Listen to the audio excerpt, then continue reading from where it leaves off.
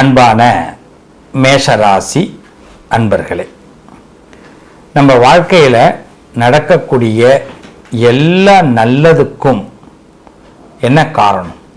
நம்ம வீட்டில் ஒரு நல்லது நடக்குது, நம்ம வீட்டில் ஒரு சந்தோஷம் இருக்குது, நம்ம வீட்டில் ஒரு நிம்மதி இருக்குது. இப்படி ஒரு சுச்சுவேஷன் வருதுன்னா என்ன காரணம்? இதை விட்டுருவோம். ஏன்னா எங்கெங்கே நல்லது வருதுங்கிறீங்களா? கண்டிப்பாக நல்லது வருது. இப்போ இருக்கிற விஷயம் வரைக்கும் நல்லது தான். நடப்பது அனைத்தும் நன்மைக்கே. இதை முதல்ல நம்ம தெளிவாக இருக்கணும். ஒரு தீபாவளி கொண்டாடுறோம், பொங்கல் கொண்டாடுறோம், பிறந்த நாள், கல்யாண நாள், இது மாதிரி எது வேணாலும் கொண்டாடுறோம் வீட்டில். அப்போ சந்தோஷம் இருக்கா இல்லையா? நிச்சயமாக சந்தோஷம் இருக்கு. அப்போ இன்னைக்கு நிம்மதி இருக்குது, சந்தோஷம் இருக்குன்னா அதற்குள்ள ஒரு விஷயம் மறைந்து இருக்கு. அது என்ன? வலி, பெயின். பெயின் இல்லாம ஒரு விஷயம் இருக்காது. உண்மைதானே? இப்ப பாருங்க, எல்லா மனிதர்களுக்குள்ளேயும் ஒரு வலி உண்டு. அந்த வலி நமக்கு அந்த பெயின் இல்லைன்னா நமக்கு நிம்மதி இருக்காது, அந்த சந்தோஷம் கிடைக்காது. ஆனா இது கிடைப்பதற்கு இறைவன் ஏதோ ஒரு வழி செய்கிறான். இப்ப இதுதான் இந்த தலைப்பு. இப்ப மேஷராசி இந்த காலம் வரைக்கும் இவ்வளவு தூரம் முன்னேற்றத்துக்குள்ள வந்திருக்கீங்க, இவ்வளவு சிரமப்பட்டிருக்கீங்க, இன்னும் சிரமப்பட்டுக்கிட்டு இருக்கோங்க பல பேர் அப்படின்னு கூட நீங்க சொல்லலாம். நான் ஒரு காலகட்டம் எங்க ஊர்ல நாங்க ஒரு பெரிய பண்ணையமே பண்ணோங்க, ஆனா இன்னைக்கு எதுவுமே பண்ண முடியாம இருக்குங்க, வாடகை வீட்டில் இருக்கிறோம் அப்படிங்கிற பெயின் இருக்கலாம். இன்னும் ஒரு சிலர் சொல்லலாம், சார் நிறைய நான் பிஸ்னஸ் எல்லாம் பண்ணிட்டு இருக்கேன் சார், ஆனால் நிறைய டவுன், மிகப்பெரிய டவுனை சந்திச்சுக்கிட்டே இருக்கிறேன் அப்படின்னு. ஆனால் நான் சந்தோஷமா இருக்கிற விஷயத்துக்குள்ள இந்த பெயின் எனக்கு இருக்கு. ஏன் இந்த டவுன் ஆகுது? ஒரு மனுஷனுக்கு கஷ்டம் ஏன் வருது? இந்த வலியை ஏன் ஆண்டவன் எனக்கு கொடுக்கணும்? அதுவும் ஏன் என்னை பார்த்து தான் கொடுக்கணுமா அப்படின்னே கேட்கக்கூடிய வாய்ப்புகள் எல்லார் மனசுலையும் இருக்கும். ஏன்னா இன்னைக்கு பல பேரும் வலிகளை சுமந்து கொண்டுதான் இருக்கிறோம். இந்த வலியை சுமந்து கொண்டு இருக்கக்கூடியவர்களுக்கு இறைவன் நிச்சயமாக ஒரு வழி காட்டுவார். சொல்லுவாங்க அந்த காலத்துல, தை பிறந்தால் வழி பிறக்கும் அப்படின்வாங்க. அது மாதிரி இந்த காலகட்டம் நமக்கு ஒரு நல்ல வழியை இறைவன் காட்டக்கூடிய காலம். மேஷராசி என்பர்களே, இதுவரைக்கும் உங்க வாழ்க்கையில என்ன பிரச்சனைகளாக இருந்தாலும் சரி, பல பேர் தன்னுடைய சோகங்களை எல்லாம் மறைத்து கொண்டு ஒரு நாடக மேடையில இருப்பது போல்தான் நாம இப்ப சந்தோஷமா இருந்துகிட்டு இருக்கிறோம். இதானங்க உண்மை.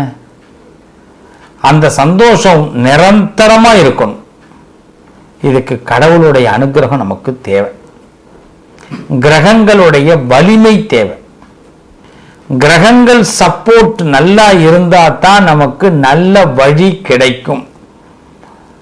அப்ப கிரகங்கள் சப்போர்ட் நமக்கு இருக்கிறதுக்கு நாம ஏதோ ஒன்று செய்யணும். கிரகங்களுக்கான பிரீத்தி நம்ம அவசியம் பண்ணணும்.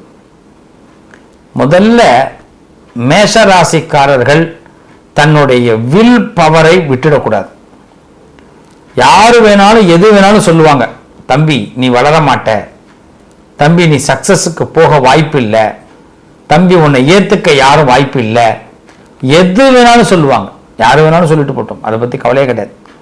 ஆனா மேஷராசிக்காரர்கள் அவர்கள் சொல்லும் வார்த்தையை காதின் வழியாக இதயத்திற்குள் கொண்டு போகாதீர்கள். இதான் நான் உங்களுக்கு சொல்ற முதல் செய்தி. என்ன காரணம் அப்படின்னா, உங்க ராசி சந்திரன் அங்க உட்காரும் பொழுது உங்களுடைய விதி அம்சத்தை தீர்மானம் செய்யக்கூடியவர் உங்கள் ராசிக்கு அதிபதியான செவ்வாய். இந்த செவ்வாய் முருகப்பெருமானுடைய கிரகம். அப்ப சுப்பிரமணிய சுவாமிக்கு எத்தனை பிரச்சனைகள், ஞானப்பழத்திலிருந்து திருச்செந்தூர்ல சம்ஹாரத்திலிருந்து திருத்தணியில பிரச்சனைகள், பழமுதிர்ச்சோல், எந்த அறுபடைகள் எடுங்க, எல்லாத்தையும் வென்று வந்தவர் தான் முருகன். முருகன் தோற்றானா? ஒரே ஒரு செய்தி சொல்ல முடியுமா முருகன் தோத்து போனான்னு? இன்னைய வரைக்கும் முருகனை நம்பக்கூடிய அத்தனை நண்பர்களும் இன்று வெற்றி பெற்று கொண்டுதான் இருக்கிறார்கள். ஒருத்தவங்களுக்கு குழந்தை இல்லைன்னு சொன்னாங்க, குழந்தை இல்லைன்னு வந்தாங்க. நான் சொன்ன எளிமையான பரிகாரம், கந்த சஷ்டி கவசம் தினசரி படிமா, காலையில் சாயந்தரம் படி, 2 வேளை படி. நீ தனியா படிக்கணும், உன் வீட்டுக்காரர் தனியா படிக்கணும். 4 மாசம் சென்று 2 பேரும் ஒன்னா சேர்ந்து படிக்கணும் அந்த புத்தகத்தை. அது மனப்பாட சக்தி என்னைக்கு ஆகுதோ அன்னிலிருந்து 48வது நாள் உனக்கு கண்டிப்பாக அந்த ஞான குழந்தை பிறந்துருவாமான்னு. இது உண்மை, நடந்த உண்மை. அப்ப தோல்வி அப்படிங்கிறது வராது. ஆனா இதுக்கு ஃபர்ஸ்ட் இந்த பெயின் உங்களுக்கு அதிகமா வரும்பொழுது, மன வேதனைகள் வரும்பொழுது, நம்ம இந்த உலகத்துல தோத்துட்டோமே எண்ணங்கள் வரும்பொழுது, தோக்கல ஜெயிக்கிறதுக்கான இடத்துல நாம இருந்துகிட்டு இருக்கிறோம், இன்னும் ஒரு அடி தான்னா வெற்றி அப்படிங்கிறதுல தான் மேஷராசிக்காரர்கள் கவனமா இருக்கணும். உங்களுடைய பலமே வில் பவர் தான். உங்களுடைய பலம் எது? உங்களுடைய வில் பவர், நம்பிக்கை. உங்களுடைய எண்ணத்தை என்னைக்கும் கீழே இறக்க வேண்டாம். நீ என்ன வேணாலும் முடிவு பண்ணீங்க. இன்னைக்கு ஒரு சாட் எடுத்து எழுதிருங்க, நான் இந்த அரசியலில் இந்த இடத்திற்கு வர வேண்டும் அப்படின்னு மேஷராசிக்காரவங்க எழுதுங்க. நான் மருத்துவ படிப்பிலே இந்த அளவுக்கு முதல் மதிப்பெண் எடுக்க வேண்டும் எழுதுங்க. டிஎன்பிசி எக்ஸாம்ல நான் இந்த இடத்தை வர வேண்டும், வியாபாரத்தில் நான் கொடிகட்டி பறக்க வேண்டும், இதுவரைக்கும் ஏற்பட்ட எனது கடன் கஷ்டங்கள் இது நீங்க வேண்டும், ஹார்ட் சம்பந்தப்பட்ட பிரச்சனைகள் எனக்கு தீர வேண்டும், இத்தனை நாளுக்குள்ள தீர வேண்டும்.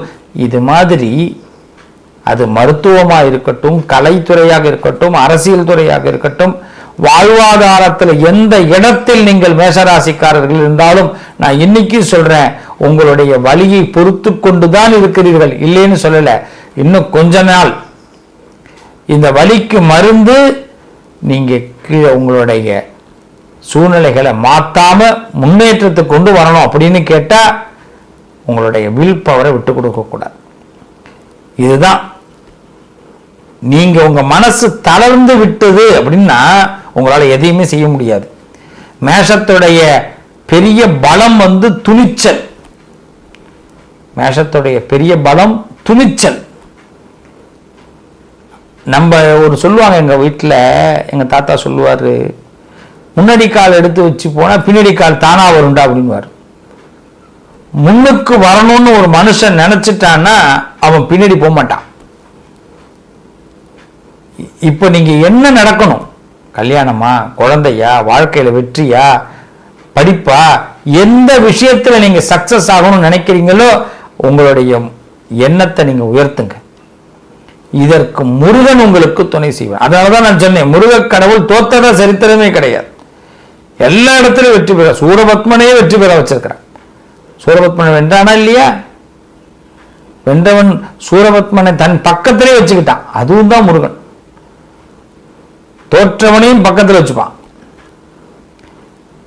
அப்ப உங்களுடைய வாழ்க்கையில் இருக்கக்கூடிய பெயின், வலி 100% குறைவதற்கு சாஷ்டாங்கமாக முருகனை நீங்கள் பிரார்த்தனை செய்யுங்கள். இதுவே தாரக மந்திரம். அது மட்டும் இல்ல, 2 விஷயம் சொன்னேன். முதல் விஷயம், நீங்க உங்க தலையெழுத்தை நீங்க தயவு செய்து பின் வாங்காதீங்க, முன்னுக்கு வாங்க. இதுதான் உங்களுடைய முதல் எழுத்து. 2வது எழுத்து முருக மந்திரத்தை சொல்லுங்கள். என் சகோதரர்களே, சகோதரிகளே, நண்பர்களே, மேஷம் வழிகளை பொறுத்து கொண்டிருக்கிற இந்த மேஷத்திற்கு நல்ல வழி கிடைக்கும். இந்த வழியை கொடுப்பதற்கு நீங்க 2 விஷயத்தை ஃபாலோ பண்ணுங்க. உங்க வீடுகள்ல சரவண பவ அப்படிங்கிற கோலம் போடுங்க. வீட்டில் சுவாமி ரூம்ல நான் ஏற்கனவே ஒரு பதிவுலையும் இதை கொடுத்துருக்கிறேன். அதே மாதிரி கண்டிப்பாக உங்க வாழ்க்கையில உங்களுடைய வெற்றி கிடைக்கணும் அப்படிங்கிறதுக்கு 100% உங்கள் செவித்திறனை நீங்கள் அதிகப்படுத்தணும். எதையுமே முழுமையா கேளுங்க, அப்புறமா பதில் சொல்லுங்க. மேஷராசிக்காரவங்க எடுத்த உடனே பேசவே பேசாதீங்க.